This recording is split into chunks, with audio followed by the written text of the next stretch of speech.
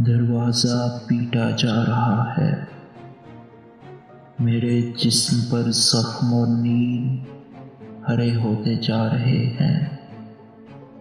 मुझे याद आया गंदी गालियाँ और मैले बूटों की भारी एड़ियाँ मेरे आसाब और जिस्म को शल कर रही थीं।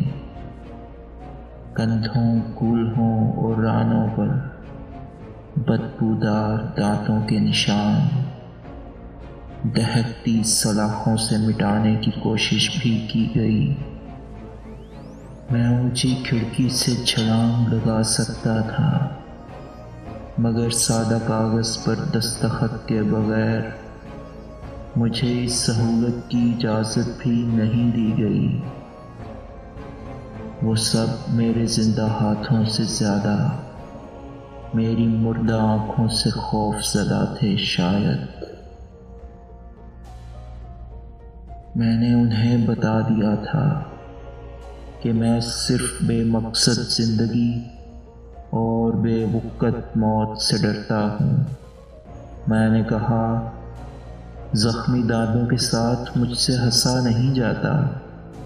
लाओ कागज़, इधर लाओ, मैं इस पर एक ज़ोरदार कहकहा लिख कर दस्तखत कर दूँ। मुझे याद है वो थक हार के बेहोश होने चले गए थे। गंदी गालियों और बूटों की भारी एड़ियों के साथ दरवाज़ा फिर पीटा जा रहा है। दरवाज़ा फिर पीटा जा रहा है।